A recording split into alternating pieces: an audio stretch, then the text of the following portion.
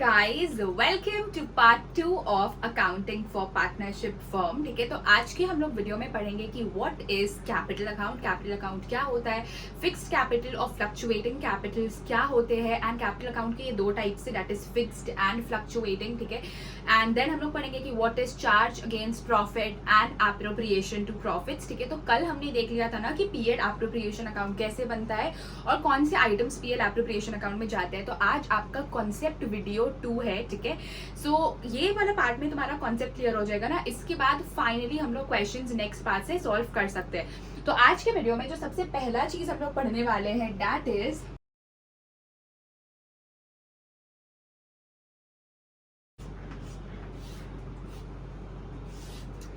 Charge against profit. ठीक है, अब समझो चार्ज अगेंस्ट प्रॉफिट क्या होता है। सबसे पहले डेफिनेशन से पढ़ो। देखो, चार्ज अगेंस्ट प्रॉफिट एक ऐसा चीज होता है ना जो चाहे फर्म में लॉस हो या कुछ भी हो, फर्म को पे करना ही है, मतलब वो फर्म का एक लाइबिल खर्चा है। ठीक है, स्टार्ट आज का टॉपिक। कल हमने सिखाना, तुमने कल ये देखा था कि जब तुमने क्लास 11 में P&L अकाउंट जब तुम बना करके आए थे, so this is the P&L account. ठीक है, तुम यहाँ पे अपने सारे इनकम्स लिखते थे, दैट इज इनडायरेक्ट इनकम्स। ठीक है, यहाँ पे तो अपने सारे इनडायरेक्ट एक्सपेंस लिखते थे। ठीक है, अब फॉर एग्जाम्पल किसी भी फर्म को तुम्हें इंटरेस्ट मिला, ठीक है, पार्टनर ने कुछ इंटरेस्ट दे दिया, ठीक है, वो उसने फर्म से पैसे लिए होंगे तो ठीक है, या फर्म को कभी रेंट मिला, ठीक है, फर्म को ऐसा किसी भी तरह का इनकम रिसीव हो रहा है, एंड अगर फर्म के कुछ सर्टेन खर्चे हैं जैसे कि सैलरी हो गया, ठीक है, या फिर रेंट फर्म को पे करना है, अगर फर्म ने कभी किसी पार्टनर से लोन लिया है तो उसका इंटरेस्ट, ठीक है, तो कुछ तुम्हारे सर्टेन खर्चे होते हैं। ठीक है, अब ये सर्टेन खर्चे जो होते हैं ये फर्म को किसी भी हालत में पे करने हैं, क्योंकि ये फर्म को चलाने के खर्चे हैं। ठीक है, अगर फर्म का रेंट है तो उस रेंट से फर्म अपना बिजनेस चला रहा है, उसको रेंट पे करना जरूरी है, तो firm is liable for this. तो तुम्हें जो सबसे पहली चीज समझनी पड़ेगी that is the difference between charge against profit and appropriations to profit. सबसे पहले तो तुम एक ये बात समझो कि देखो, ये हम लोग जितनी भी चीज P&L अकाउंट में लिखते हैं ना, P&L अकाउंट में तुम्हारा आता है फर्म का आउटसाइडर खर्चा, आउटसाइड एक्सपेंस। तो P&L अकाउंट में तुम्हारा हमेशा आउटसाइड एक्सपेंस आएगा फर्म का। ठीक है, एंड अगर अब हम लोग बात करें P&L एप्रोप्रिएशन अकाउंट की, ठीक है, तो P&L एप्रोप्रिएशन अकाउंट में वो सारा खर्चा आएगा जो फर्म पार्टनर को देता है। ठीक है, वो सारा खर्च आएगा जो फर्म अपने पार्टनर को देता है। ठीक है, तो interest on capital, salary, bonus, commission.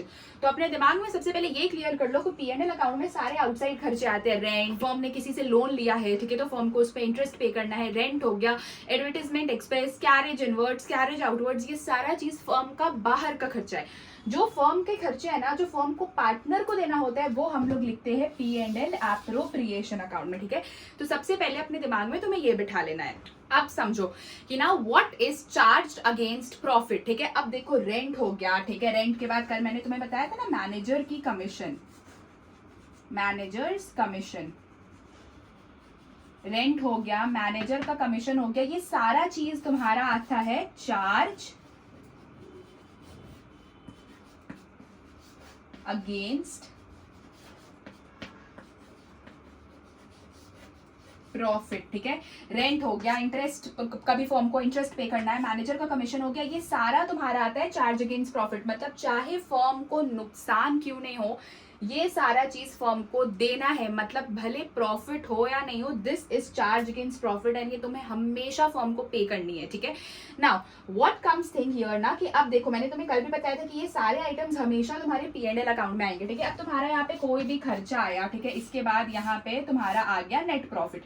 ये नेट प्रॉफिट को हम लोग लिखते हैं P&L एप्रोप्रिएशन अकाउंट में। ठीक है, कल भी मैंने तुम्हें बताया था कि हम लोग इसको P&L एप्रोप्रिएशन अकाउंट में ट्रांसफर, मैंने इसे अच्छे से लिख दिया है। ठीक है, सो अभी मैंने तुम्हें बताया ना कि ये सारा जो भी P&L अकाउंट में खर्चा है, ये सारा चार्ज अगेंस्ट प्रॉफिट है, चाहे वो इंटरेस्ट है, रेंट है, मैनेजर का कमीशन है, वॉट एवर। अब तुम्हारा यहाँ पे ये खर्चे से तुम इसको माइनस करोगे तो तुम्हारा आता है एक नेट प्रॉफिट। ठीक है, यही नेट प्रॉफिट को हम लोग P&L एप्रोप्रिएशन में लिखते हैं। अब P&L एप्रोप्रिएशन अकाउंट में जैसा मैंने तुम्हें बताया कि फर्म जितना चीज पार्टनर को देता है, प्रॉफिट्स कैसे डिवाइड करते हैं, वो सब हमारा P&L एप्रोप्रिएशन में अकाउंट आता है।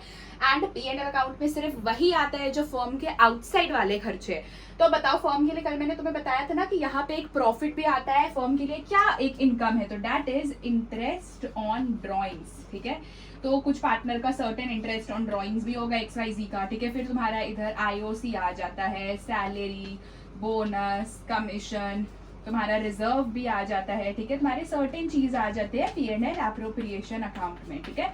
अब देखो यहाँ पे क्या है कि तुम्हारा कुछ इधर सर्टेन इधर आया तुम्हारा टोटल, ठीक है, जिसमें से तुम ये सारे खर्चों को माइनस करोगे और इसके बाद ही तुम यहाँ पे तुम्हारा एक डिविजिबल प्रॉफिट आता है जो तुम पार्टनर को बांट देते हो, ठीक है।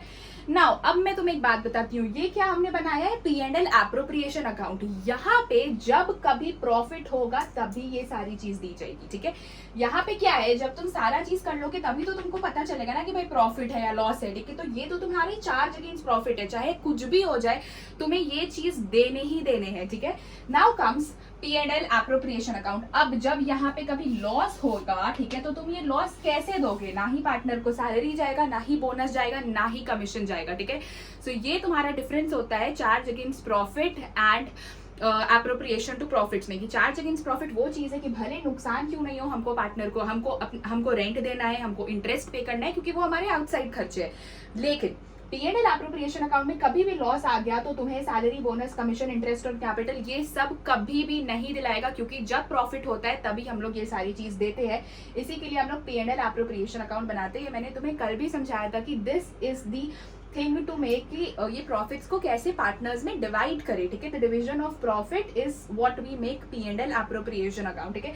तो भैया जब प्रॉफिट ही नहीं है तो ये सारा चीज हम क्यों देंगे। अब तुम्हें समझ में आ गया कि ये दिलाएगा जब तुम्हारा ये हो गया तुम्हारा एप्रोप्रिएशन टू प्रॉफिट्स।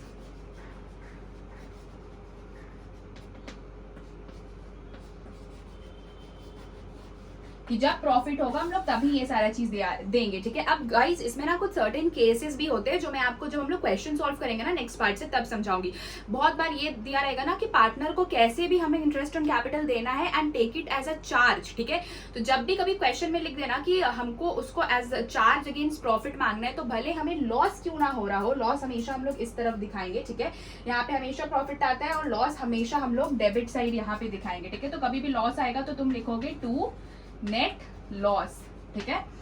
तो लिखा रहेगा ना कि आपको कैसे भी सैलरी देना है, इंटरेस्ट ऑन कैपिटल देना है and it's a charge against profit. तो भले लॉस क्यों ना हो रहा हो तुम्हें सैलरी, कमीशन, इंटरेस्ट ये सारा चीज देना पड़ेगा, जो कि हम लोग आने वाले क्वेश्चंस में सीखेंगे, ठीक है। अभी तुम बस बेसिक समझ जाओ कि what is appropriation to profits and charge against profit. I hope कि तुम्हें ये चीज क्लियर हो गया होगा, ठीक है। अब तुमने ये तो समझ लिया ना कि चार्ज अगेंस्ट प्रॉफिट और एप्रोप्रिएशन टू प्रॉफिट्स क्या होता है। अब तुम ये समझो कि कैपिटल अकाउंट में हम लोग क्या करते हैं। तुम्हें पता है कि इस पूरे चैप्टर में तुम्हें P&L एप्रोप्रिएशन अकाउंट और कैपिटल अकाउंट ही बनाना है, ठीक है। अब देखो जैसे कि ये एक पार्टनर है, ये तुम हो, ठीक है, और ये हमारा फर्म आ गया, ठीक है।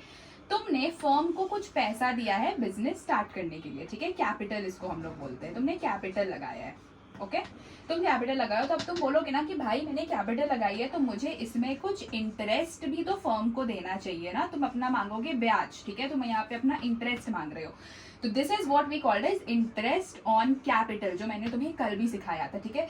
अब तुम्हारे साथ एक और पार्टनर भी काम करता है, ठीक है। ये फर्म आ गया हमारा, ये तुम्हारा फर्म आ गया, तुम्हारे साथ एक और पार्टनर भी काम करता है, ठीक है। अब देखो होता क्या है ना कि जो ये वाला पार्टनर है ये थोड़ा ज्यादा इसका वर्किंग आवर्स है, ठीक है, इसका ज्यादा वर्किंग आवर्स है। तो ये बोलता है कि भाई ठीक है मुझे कैपिटल में तो इंटरेस्ट मिल ही रहा है, पर मुझे साथ साथ ना कुछ बोनस भी दो या मुझे सैलरी भी दो, क्योंकि मैं एक्स्ट्रा घंटे बैठकर काम कर रहा हूँ, ठीक है। तो फर्म बोलता है कि ठीक है भैया हम ये भी दे देंगे। अब यहाँ पे क्या आता है कि बहुत बार ये भी होता है कि कभी फर्म ने, ये हो तुम, ठीक है, फर्म ने कभी पार्टनर को पैसे दिए हैं, ठीक है। फर्म ने कभी पार्टनर को पैसे दिए तो फर्म भी बोलेगा ना कि तुमने तो भाई मेरे से इंटरेस्ट लिया जो तुमने पैसा दिया, अब तुम भी मुझे इंटरेस्ट दोगे, ठीक है। तो इसको ये वाला जो इंटरेस्ट पार्टनर फर्म को पे करता है इसको हम लोग बोलते हैं IOD, ठीक है, इंटरेस्ट ऑन ड्रॉइंग्स।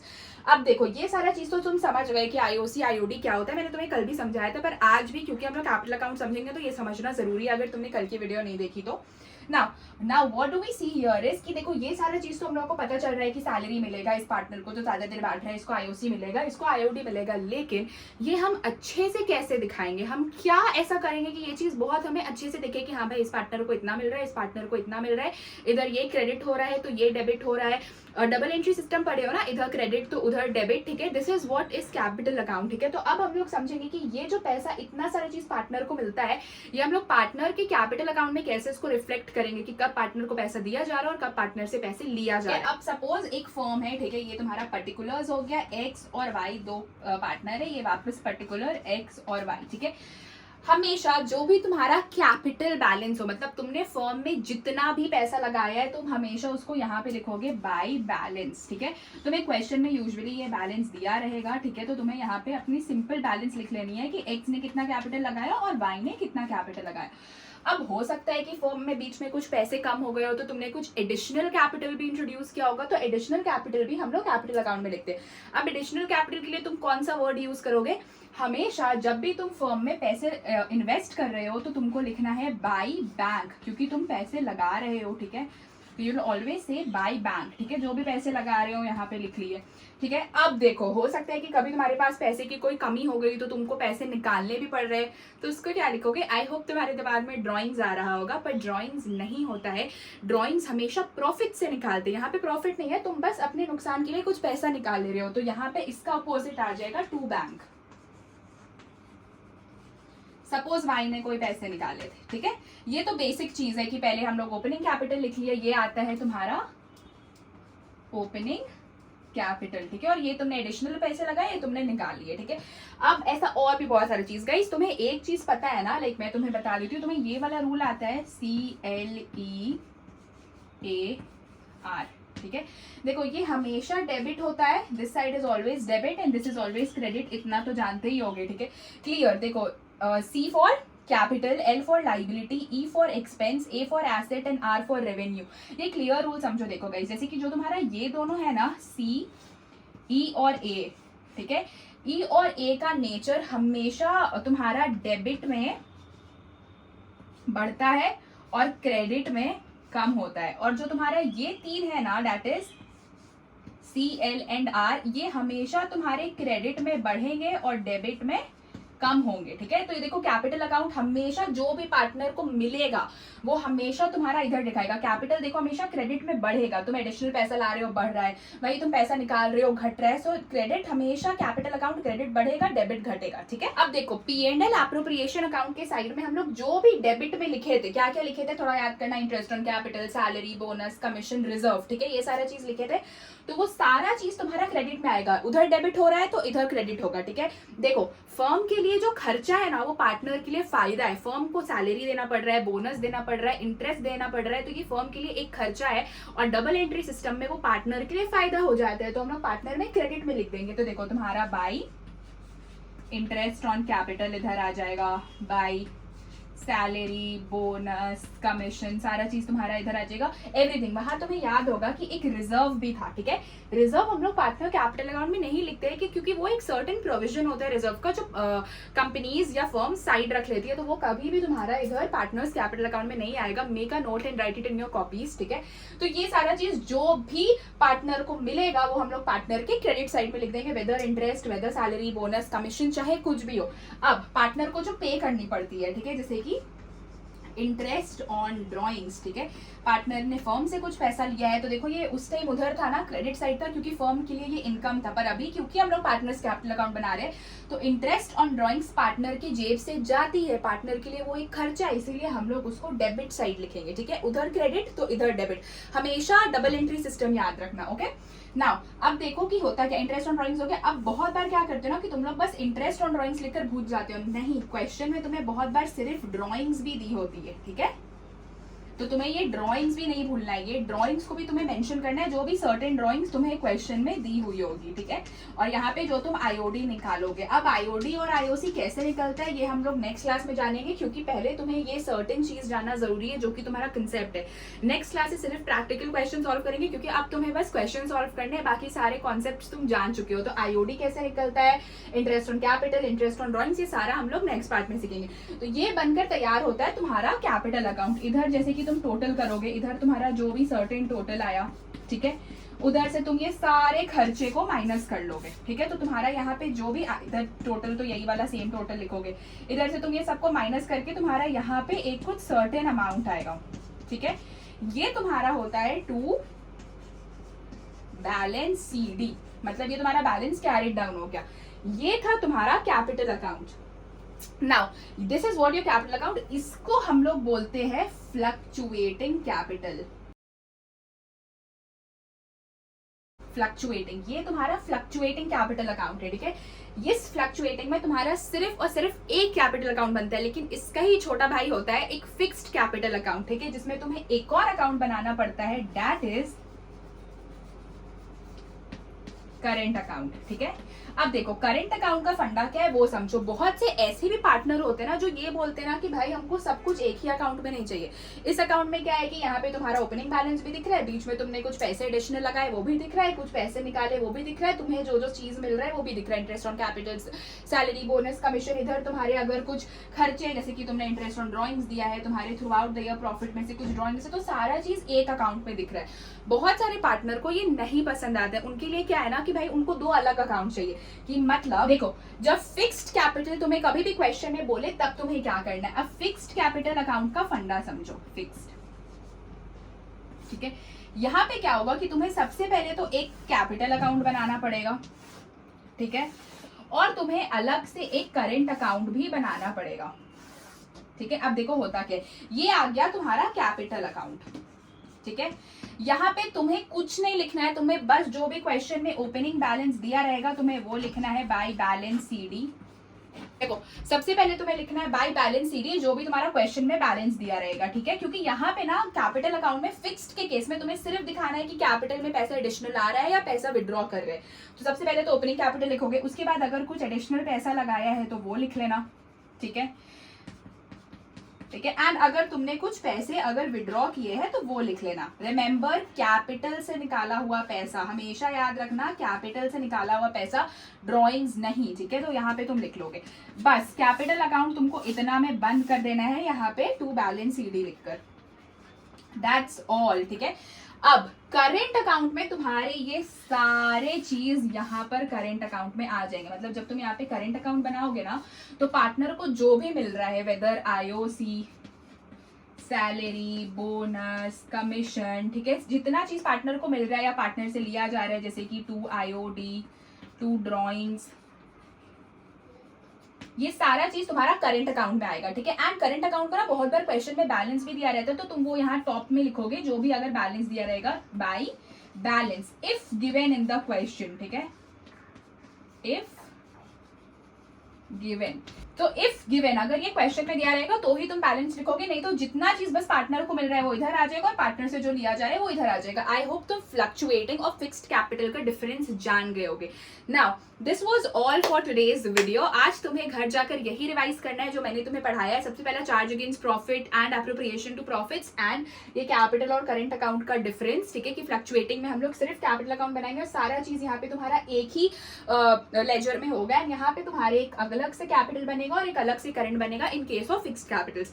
तो घर जाके आज तुम्हें ये रिवाइज करना है। नेक्स्ट वीडियो से हम लोग बस अब प्रैक्टिकल क्वेश्चंस करेंगे, तो we will start with IOC and IOD and बस आई होप एक वीक में मैं तुम्हारा ये चैप्टर खत्म कर दूं एंड हम लोग जल्दी जल्दी एडमिशन चैप्टर तक जुलाई तक कंप्लीट कर ले hopefully. This was all for today's video. अगर आज की वीडियो अच्छी लगी और एक्सप्लेनेशन अच्छी लगी तो कमेंट सेक्शन में लिख देना कि yes we liked it and also अभी तक सब्सक्राइब नहीं किया है तो मेरे चैनल को सब्सक्राइब भी कर लेना, बेल आइकन प्रेस कर देना कि सारे लेटेस्ट अपडेट्स मिलते रहे एंड तब तक के लिए बाय बाय।